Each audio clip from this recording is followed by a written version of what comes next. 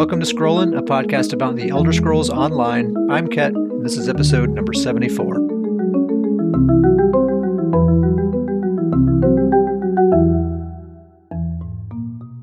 The Ascending Tide DLC is here. It has arrived. It's been live for a week now. This is patch version 7.3.5, and it's the first installment of the Legacy of the Bretons year-long adventure. So this is chapter 1 or whatever. I mean, it's not really a chapter, but so it's typical Q1 DLC. We get 2 dungeons: the Coral Eyrie, however you pronounce it, in Somerset, Shipwright's Regret, and Rivenspire. And you get all the usual stuff that you get with a dungeon DLC, including armor sets and cosmetics and things like that. So pretty typical Q1. I haven't done the dungeons yet because there's been some performance problems standing in the way of that, and the queue isn't working properly, and it's actually just kind of difficult to play ESO right now. So I haven't checked it out yet, but I probably will. I think there was a maintenance patch today. I haven't tried logging in today, but hopefully that stuff's been resolved and we can play like normal. There's also some new PvP sets that have been added as well, and I guess we can just expect that from now on, just for all DLCs from now on. I'm pretty sure the past 3 or 4 have all had PvP sets added to the game, like Imperial City monster sets and rewards for the worthy sets and that sort of thing. That's kind of cool. We talked about the sets on the last, or a couple episodes ago, the ones that we found to be the most interesting. I really am not super pumped about any of these new sets, but it's hard to say. Like, I remember when Wretched Vitality came out, we were kind of ho-hum on that one. We weren't really excited about that set.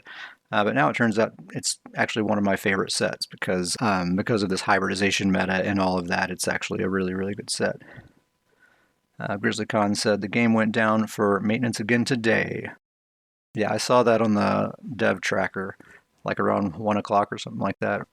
Hopefully they get it. Hopefully they get it fixed. It's actually, man, it's a challenge. Like the hardest boss in ESO right now is just logging into the game. Another feature for this update, besides the dungeons and all that, is they've rolled out this account-wide achievements thing.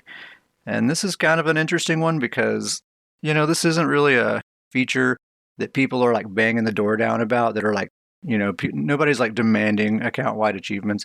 The strongest opinion I've heard about account-wide achievements before this was that'd be kind of nice if we had that. What's interesting about that is it seems like this has been rushed through because there's a number of problems, and a lot of these problems have had feedback given about them, with ample time, and nothing's really been done about it. So it kind of makes me feel like they felt like they had to push this through as quickly as possible, and I just don't understand why, because like I said, this isn't something that's like people are going to leave the game if they don't get account-wide achievements as quickly as possible, So there's been some issues, like I know Grizzly, you were telling me about, like when you're running through towns and stuff, and how random NPCs will just yell out at you like, oh, hey, you're the hero that helped save Davin's Watch or whatever. Well, apparently those lines are triggered by your character's achievements. So you'll be logged in with an alt who hasn't even done that quest at all, but still yet these NPCs are talking to you as though you have. And that, to me, that's a real problem, especially if you're here for the quests and you're here for the role play and the immersion and all that. That's going to be a pretty big problem, I think. And there's some other stuff like related to crafting achievements and different things like that. I haven't been reading up a lot on it because personally I don't really pay a lot of attention to achievements, but that seems like really basic stuff that surely some developers brought up in the early stages of planning to roll this thing out. I can't imagine it wasn't brought up in some meetings at some point along the way, but still yet they rolled right on through with this, and I feel like this is easily a feature they could have just held on to until it's ready. Like no one's going to be leaving the game if we don't get account-wide achievements. So that's a weird one. Kind of the defining feature of this of this update, I think, is skill hybridization, right? So now we're in this situation where you can basically use any skill on any character, and as long as you can sustain that resource cost, it's going to work just fine, right? You're going to get the full potency out of that. So, like my Stamsork's been using Haunting Curse and Mage's Wrath on his like offensive loadout, and it's been working pretty well. It's like this brave new world of theory crafting, right? We have a whole bunch of new kind of build possibilities, and basically this kind of goes into their whole play how you want philosophy, which I think is generally a good thing. And this is probably the final step towards hybridization, right? Like I have a hard time imagining like what else they could do to like make hybrids a thing, right? I think we're kind of all the way there. And like I said, I think it's a good thing, but there are some issues with it that I hope get addressed later on down the road. Probably not this patch. I mean, I think we're kind of set in stone, at least for the duration of this patch, how things are. But maybe with the next patch or the patch after that, we'll see some additional balance adjustments. And it's basically just like what Davius predicted on the very last episode, which is nobody dies now. Healing is kind of through the roof. It already was very, very powerful. Healing was already too strong, I think, before this patch hit, and now it's just, unbelievable. Because we have all these healing abilities that were pretty much relegated to Magicka builds, or at least they weren't very strong on stamina builds, and now they're extremely strong on stamina builds. You have builds with 7,000, 8,000. Heck, some people even have 9,000 or more weapon or spell damage, and then all these healing abilities are scaling with that. So it's a situation now where if you can't burst somebody down in an instant, like one single global cooldown, then they're not going to die. Like the very following global cooldown, they're going to be filled all the way back up to health, and you're going to have to start working on them again. And so, like the battlegrounds that I've been doing this past week, I'll see players that typically get kill counts in the teens, and the best I've seen is maybe 5 or 6 kills, per match. In these like prime time, sweaty matches where it's a bunch of good players in there. That's about what I'm seeing. 5 or 6 kills is considered like a very good match. And generally amongst the PvP community, I think the consensus seems to be like low time to kill is preferable, right? We prefer it when it's just easier to kill people, even if it means that I myself am also easier to kill. That's what we want. That's fast-paced gameplay. We don't want to just sit there and be chewing on someone's health bar and just draining our stamina, trying to take them out, and then only for them to just heal it right back up. It's just not fun. It makes it feel like a slog. And, everyone always complains about tanky metas. And we've definitely had tanky metas. And this seems to be probably the tankiest one yet, I would say. So I've been talking about my Stamsork, Tane, and how he's kind of getting geared up and getting ready for this new patch. And, I've worked Haunting Curse and Endless Fury onto his build as part of his combo. And I've been really, really looking forward to this patch coming out because with this hybrid skill hybridization, those abilities are going to be so much more powerful, and he's going to be so much more powerful because of that. And I think he's probably my strongest character now, my strongest build, the one that has the most firepower. And I think he was actually getting more kills before this patch went live. GrizzlyCon says PvP should always be a choice between survivability and damage. I do agree with that. And it's kind of the opposite now. Like one gives you the other, right? If you're investing in offensive stats, well, your healing abilities scale off of those too. So you're also investing in survivability at the same time. So anyway, with Stamsork, even though he's so much more powerful now on paper, he's actually not performing as well as he was before this patch went live because healing is so much stronger. And if his combo doesn't take someone out in that one kind of single instant, then it's just over. That kill is just not going to happen. So that's kind of where I'm at on the PvP meta right now, and in particular battlegrounds. The one good thing that's happening right now, the really good thing, is that build diversity is at an all-time high. You are seeing a lot of creativity, people trying a lot of different things with their builds, and it's cool to see all these different builds, and they're viable and all of that. But this tanky meta is really putting a damper on things. The performance issues we've been having, I would say, in a given play session, I spend about half my time waiting on load screens or at a guild trader waiting for, if I'm just trying to buy a stack of potions, that takes forever for things to load in and then for it to show up in my mail. If I need to go to another zone, really long load screen. If I want to do a battleground, it's probably going to be a long load time, and then or a long queue time, and then once I get a battleground, guess what? Really long load screen to get in there. um, so just kind of really fighting the game, just trying to play. And I'm lucky if, like I said, if half a play session is actually spent playing the game, that's doing pretty well this past week. This may not be the most positive. I guess people listening can already tell this isn't probably going to be the most positive conversation. I don't want to get into ranting. I always try to avoid ranting, but I do have some criticisms. I'm not feeling super positive about this patch at the moment. So I'm just going to say my criticisms, and then we'll move on from there. But that's basically a really tanky meta, probably the tankiest meta that I can remember. Some poor performance that is really getting in the way of actually just playing the game.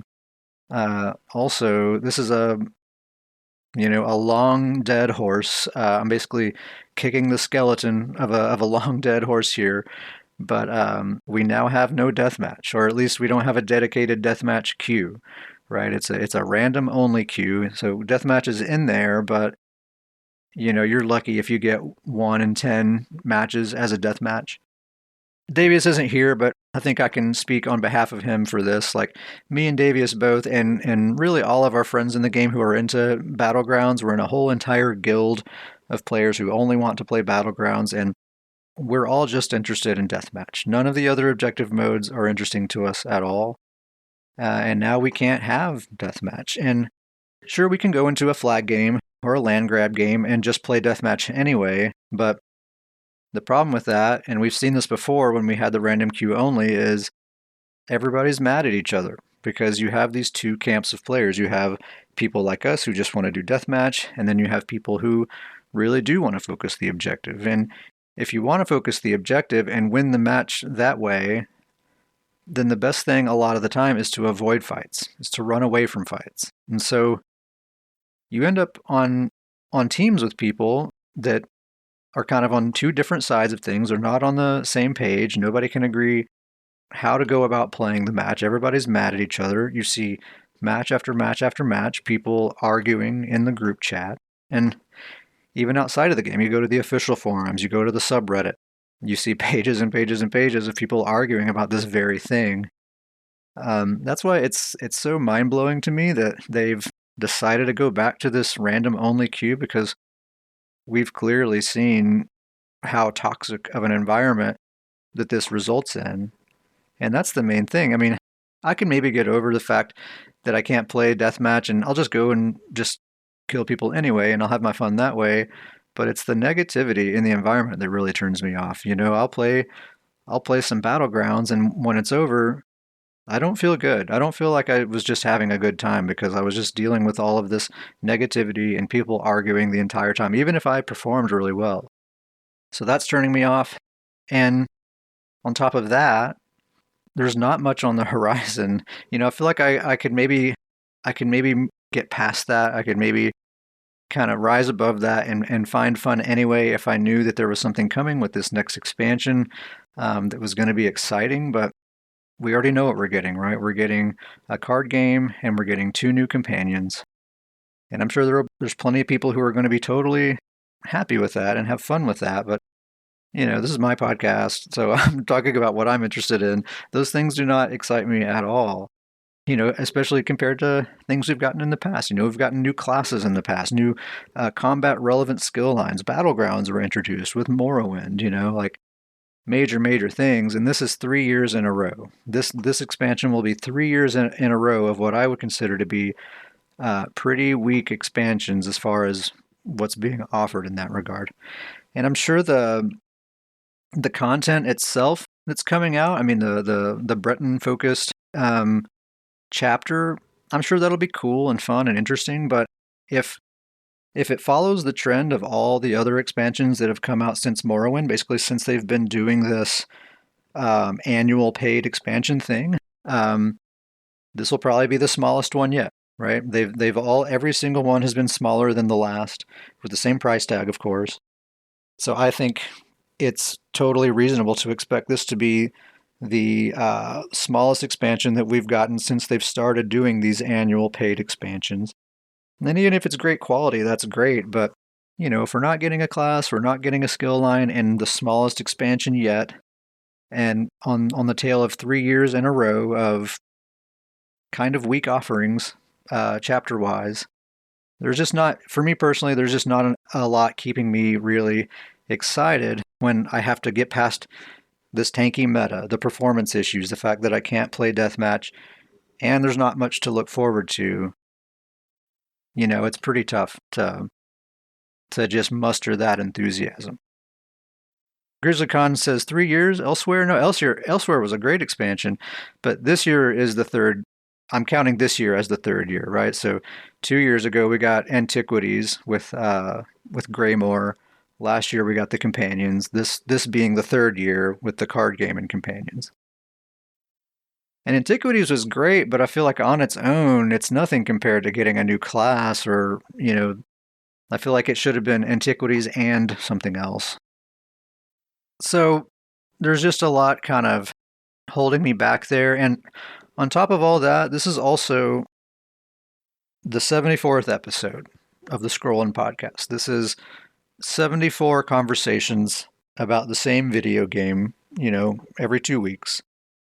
And even in the best of times, it's difficult. It's a challenge to keep coming up with interesting things to talk about every single episode when we're just talking about this one video game every single time.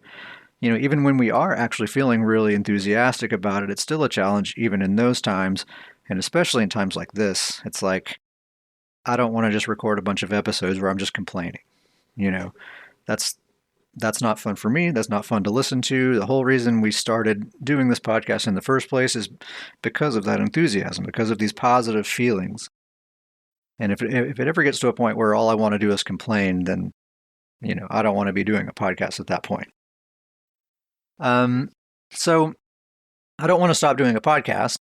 So I think it is maybe time for the show to evolve a little bit and maybe open ourselves up to new possibilities. And so I'm making an announcement right here. This is no longer Scrollin', a podcast about the Elder Scrolls Online. This is Scrollin', a podcast primarily about the Elder Scrolls Online. So still very much, an Elder Scrolls focused game. That ESO is our kind of central hub. That's where our friends are. That's where we go to just kind of socialize, even when we're not really playing anything. That's home base. That's how we've described it before, as ESO's home base. And if there are times when we're feeling really great about ESO and we have an hour or more worth of stuff to say about ESO, then great, we'll do that. But if we only have maybe 15 minutes or so of positive things to say about ESO, then we'll do that, and then we'll allow ourselves to talk about other things that we are feeling good about. That way, we're avoiding a situation where all we do is complain. Like in a situation like this episode here, I have a pretty hard time coming up with a lot of positive things to say, but I do have a lot of positive things to say about other things. So we're going to give this a try. I'd love to hear people's feedback at scrollandpodcast@gmail.com. If you have any ideas about what sorts of things we should talk about, or if you think this is a good idea or a bad idea or whatever, I definitely want to hear feedback about it. We're just going to give it a try. We're going to experiment, and who knows. GrizzlyCon says, "Where were you when Ket ruined scrolling?" Oh, you're breaking my heart, man. This is something I was hesitant on this, but I've been thinking about it for a long time. Back when I played Cyberpunk 2077, I was really digging that game, and I was kind of wanting to talk about that. It was on my mind quite a bit, but I was like, well, there's a podcast about ESO, so I don't want to encroach on that too much. But it's kind of been in the back of my mind ever since then, and for the past few weeks, I've been trying to like think of like what are we going to be talking about on the next scrolling episode, and what are some things I'm feeling really good about, some things I'm feeling excited about that I want to talk about. And I've been grasping, and it's just not there, and I'm sure it will be later. I'm sure there will come a time when that enthusiasm will return. Zoss is going to have to do something, I think, to reignite that enthusiasm, but I'm holding out hope that that will happen. Um, so anyway, that's just where we're at. Scrollingpodcast@gmail.com. Let me know what you think. So all of that is just basically just a really long way for me to say that I want to talk about Elden Ring. That's the game that I am feeling enthusiastic about, that I can't stop thinking about. And, I'm like losing sleep at night because I'm thinking of build ideas, and I'm reliving adventures that I've had, and I'm thinking of what I need to do the next time I play to kind of continue on the journey there. And um, it's a very, very good video game. It's a game that has grabbed me in a way that probably the last game that really grabbed me this way was Elder Scrolls Online. That has given me that kind of enthusiasm. And I'm having a similar moment with Elden Ring that I had with ESO, where I'm kind of realizing like I'm probably going to be playing this game for a while. I'm about 155 hours in right now, level 133, I think, um, and really no end in sight. I mean, I think I am near the end of the game. Like I'm if anyone listening has been playing the game, I just made it to the Hallig tree, and also I think the next big like story boss I need to defeat is the fire giant, and I'm pretty sure I'm pretty close to the very end of the game at that point. But I've kind of pumped the brakes a little bit since I'm there. I'm pretty sure when I beat the fire giant, the world state changes a little bit, and certain quests and stuff will no longer be available. So I've kind of stopped right there. I'm going back to kind of re-explore the older zones, and I'm finding lots of stuff that I missed the first time through. But even after I complete the game, there's New Game Plus. There's a bunch of new characters and new types of builds I want to try. There's PvP to get into. I really do feel like this is a game that um, a person can play indefinitely. And, multiplayer I think I said on the last episode, multiplayer is a much bigger aspect than I was expecting it to be. I mean, it is essentially a single player game, but um, multiplayer is very, very present, and you can co-op bosses, you can take on dungeons together, you can do PvP, all that stuff. So I think the content is there, the social element is there, and like I said, I think it'll probably be something I continue playing for quite a while. I've been thinking about this warm reception that this game has gotten. Like reviewers and people got their hands on this game like a week early, a week before everyone else did, and you started seeing all these reviews come out like 10 out of 10 best game ever made. Like these really, really grand statements being made about the game. And it's just got me thinking a lot about why it's been so well received when really it is just kind of a video game. It's a very good video game, but what's making it stand apart, and I think a lot of it is just a matter of good marketing. Um, you know, FromSoft hasn't really tried to set any kind of expectations here. Like they've put out a few cinematic trailers, but there hasn't really been any messaging other than just like, hey, this is our new game. It's basically open world Dark Souls. We think you should try it. And that's kind of been it. And when you think about like the comparison I think of is Cyberpunk 2077 by CD Projekt Red. That's basically the opposite, where years before that game came out, they were up on like the E3 stage and they were tweeting and doing all this stuff, just building up this hype, setting these huge expectations, promising that this was going to be the next revolution in gaming. You've never seen anything like it. It's totally going to change the ball game for everybody. Yeah, Grizzly Khan says they actively tried to hide how big the game is, talking about Elden Ring, and it took everybody by surprise. Absolutely. Yeah, and they've kind of taken the opposite strategy FromSoft has when, like, rather than trying to build up everyone's expectations, they're actually playing things down and just letting you uncover those things. And yeah, like what I was saying with CD Projekt Red, they were building up Cyberpunk to be just like something like you've never seen before and just get ready because it's going to blow your mind. And then it's a shame because I thought Cyberpunk was a very good video game, but it was just a video game. Like that game came out and we had all these expectations built up, and then you get it in your hands and it's an open world action RPG. It's a really good one. It's a really well made one, but it's really not anything more than that. And it was hard to kind of judge that game based on what it was because you had all these expectations set for you. Whereas FromSoft with Elden Ring, there were no expectations. Like people just got their game in their hands and they're just taking it on its face value for what it is. And this game too is just a video game. It's not doing anything that other games haven't done before. It's not revolutionizing things. It's just a very well made game.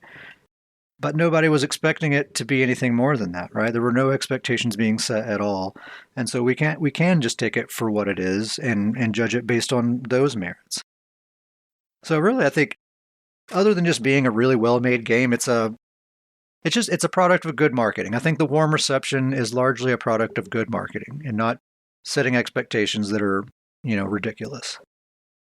I have been getting into the theory crafting a little bit. I think I'm still learning, but I'm starting to kind of wrap my head around what makes a build and how to make a good build and the things that are important, the things that are not so important, and that sort of thing. And I'm sure, I'm still learning, so I'm sure these things will continue to evolve. But I thought I would just talk about this a little bit. So from what I can tell, kind of the central core of a build is more than anything, it's the specific weapon or weapons that you're using, the special abilities that are attached to those weapons, and then your stats. Like what stats that you are you putting points into. Grizzlycon says, I think the Elden Ring is a great example of how to spend your earned goodwill in the best way possible. People got excited for Elden Ring because they knew that the other games were good, and then it was way better than expected. Yeah, I mean, that's a great point. And back to CD Projekt Red, that's an example of goodwill squandered, right? Like Witcher 3 was universally beloved. Everyone loved that game. And basically, it seemed like CD Projekt Red could almost do no wrong after that point. But of course, turns out they can. But yeah, if they had just kept quiet, and just put out Cyberpunk 2077 without making all these big claims, I think that game would have been much better received. I think maybe even on the level of Witcher 3, for as beloved as that game was.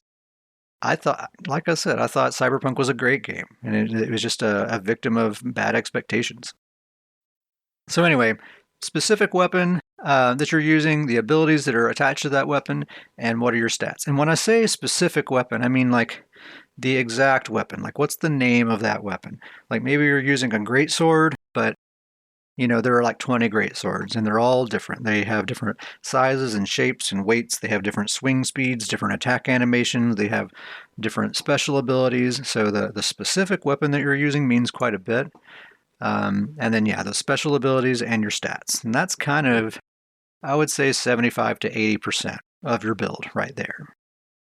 And then there's other things like armor. And armor is definitely something that you need to consider, certainly, but it's not like ESO. Like in ESO, your armor kind of is your build in a lot of ways, right? It's largely going to determine how the build plays, how effective it is, what the theme is, and just overall what kind of build it is. And Elden Ring, it's just kind of a supplementary thing. And from what I can tell, the main things to keep in mind with armor is you're trying to balance basically good defensive stats with your equipment load. So you can have a light, medium, or heavy equipment load, and that just affects how good you are at dodging attacks. And the general advice is you want to avoid a heavy equipment load because basically you can barely dodge anything at all at that point.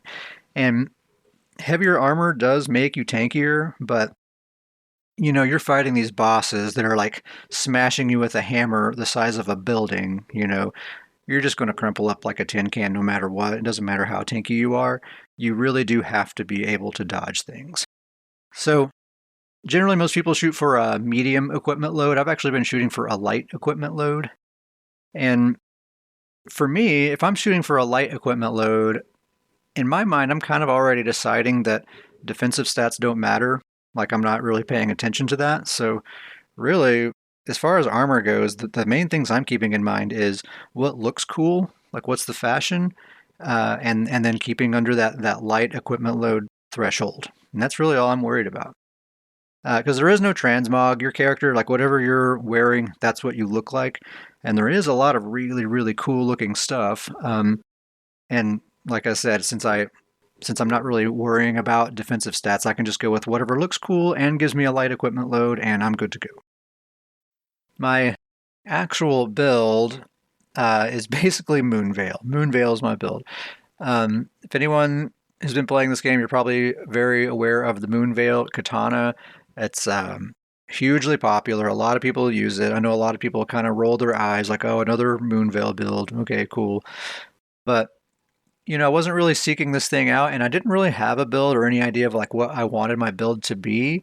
I was just kind of exploring, and I just happened to kill a boss that dropped this weapon. And as soon as I saw it and tried it out, everything kind of snapped into focus. And it was like, I see now what I must do. I see what my build is now. And so I kind of got rid of my hodgepodge sort of quote unquote build that I had at that point. And it all became kind of about making this Moonveil as good as it can possibly be. Moonveil is a katana. It has this really nice special attack that has like a nice AoE. It hits really hard. It has really long range. It looks super duper cool. And plus, even like just the regular attacks, they hit really fast. They do good damage. They cause bleed buildup. So all in all, it's just a really really good weapon. It's popular for a reason, right? Um, so that's my main hand weapon. I'm using the Carrion Knight's shield in my offhand, and I think the Carrion Knight's shield is kind of a sleeper item.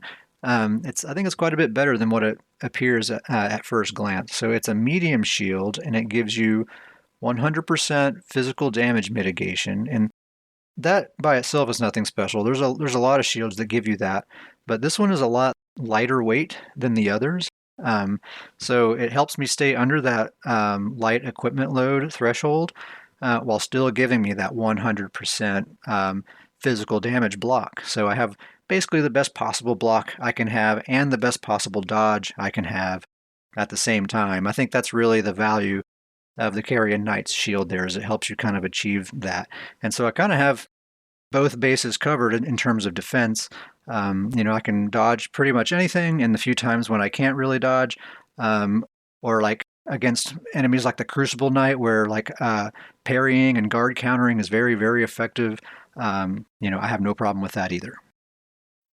And then I do have a backup weapon. If I want to, I can basically weapon swap my Moonveil for a magic staff if I just want to hang back and pew pew from afar and just do a ranged fight.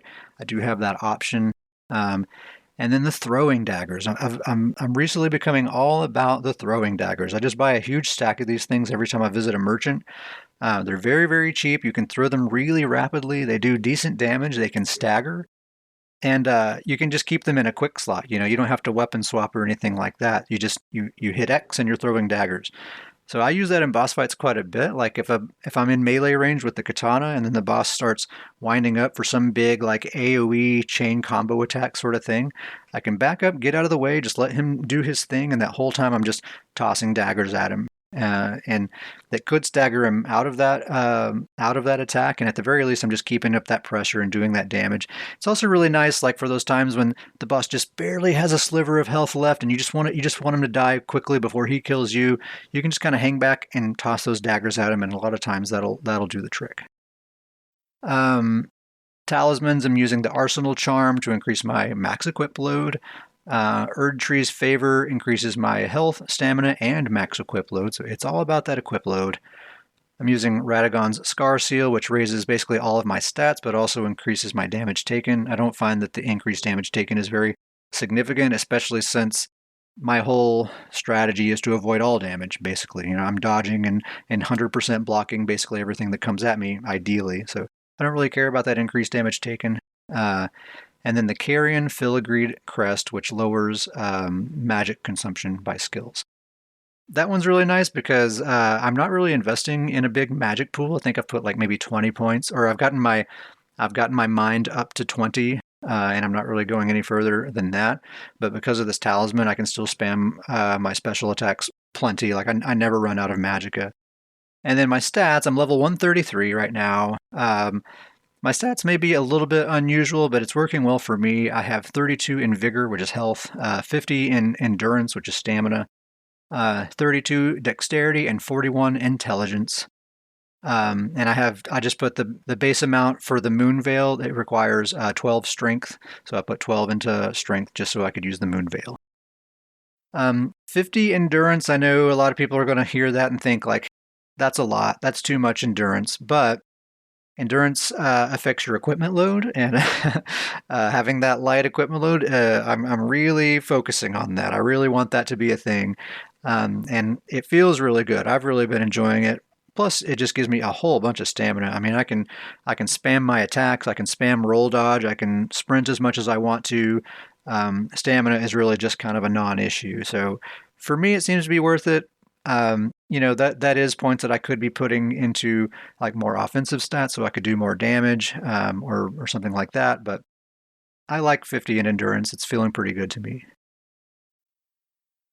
So anyway, it feels kind of weird to do a theory craft discussion about another game on the Scrolling podcast, but I don't know. I was kind of thinking like that's kind of how we talk about ESO. That's the lens through which we sort of see things. It's all about the builds. That's what we find interesting. So I don't know. I'm kind of thinking if we're talking about other games and exploring other things, we might kind of take a similar approach to those things. And I know there's quite a few people that listen to the show that have also been playing Elden Ring. So hopefully that won't be completely lost on people. Scrollingpodcast@gmail.com. Let me know what you think. I also have a few thoughts about the difficulty of this game. This is something that always comes up with FromSoft games. Is they're difficult. There is no difficulty settings in any menus anywhere. You can't put it on easy. You just have to take the game for what it is, and that's just it. I have become convinced that the difficulty is central to the experience. It is absolutely crucial, and I understand why they don't want to put an easy mode or anything like that, because there have been times that, like, I'm the kind of player, if I start getting frustrated and I'm not having a good time, I absolutely will put it into easy mode, just get past this boss, and then go back to normal and continue on. I do that all the time in games. I have no, pride about that or whatever. And there have definitely been times in this game that I would have done that if I had the option. But since I didn't have that option and I wanted to continue with the game, I'm so intrigued by this game. I don't want this silly boss fight to stop me from progressing. So I'll either bounce off of that boss fight and just go find some easier things to do. And that on its own is actually pretty interesting because I find that they use the difficulty in very clever ways to kind of guide you through the game because there are no quest markers. There's not much really telling you where you should be going and what you should be doing. The game is very vague in that way, but I find that if you kind of follow the difficulty, you'll kind of bump up against these things that maybe you're not ready for. It's too much of a challenge or whatever. So you'll bounce off of that and you'll go bump into something else. Maybe that's too difficult too. So you'll bounce away from that and eventually you'll kind of bounce around until you find something that you can do, that you can get through. And that just so happens to be, story-wise, probably where you need to be going. So it's interesting how they use that difficulty to kind of funnel you where you're supposed to be going, just sort of naturally. I think that's really neat. And like I was saying about the boss fights, there are times when, I'll get frustrated by a boss. I can't get past this dude. So I'll just say, forget him for now. I'm going to go find some other stuff to do. I'll come back to him a little while later. Still can't get past him. He's still giving me trouble. So there have been a couple of times when I've just resorted to Google, and I'll pull up Google and I'll say, like, how to cheese such and such boss. And I'll find some build or some strategy or whatever that makes that boss fight a lot easier.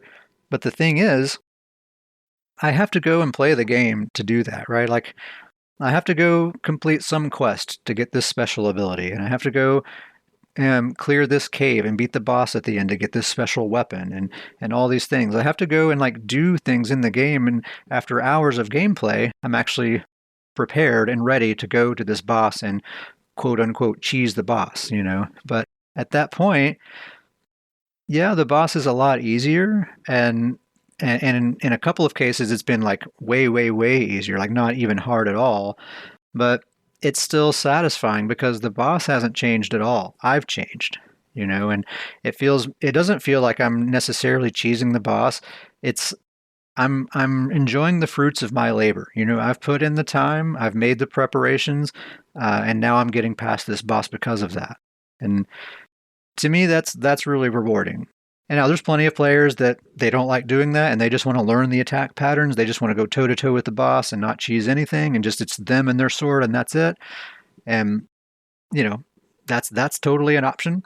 But for me, I'm not super great at these games. I'm getting better. I think I probably will get to that point eventually. But for right now, I'm just trying to get through this thing. And, you know, it's kind of made me realize that there is an easy mode, or there are multiple easy modes in this game, but it requires you to do something to make it easier. You can't just go flip it in a menu. And if you could, that wouldn't be as satisfying of an experience, Like if I could just put it into easy mode and then just blast my way through that boss and then it's over, it wouldn't feel nearly as cool as what I'm talking about here, where I had to go and spend all these hours preparing and finding these things and then going back to the boss. And it's still the same boss that it's always been, but this time I can get through it. I really like that. One particular boss that I fought recently that I really enjoyed is one of the Everjail bosses, the Black Knife Ringleader Tish. Uh, Really cool boss. Really, most of the Everjails I haven't found to be all that challenging. Like the Crucible Knights, I know I've seen a lot of people complain about their Crucible Knights, but for some reason, just to me, my particular way that I play, I have not found the Crucible Knights to be all that challenging. But the Black Knife Ringleader Tish was extremely challenging to me. And I actually bounced off of her a couple of times. Um, but then I made my way back to her, and I said to myself, all right, I'm going to try her 5 times. And after that, if I still haven't beat her, we'll try again some other time. So I did it 5 times. On that 5th time, I got her down to like maybe 5% health. She was almost dead. But then she got me with one of her, BS attacks that she has. So I was like, okay. I'll try it a 6th time. One more time. So kind of the same thing. I got her pretty low, but then she got me with one of these attacks that I wasn't expecting.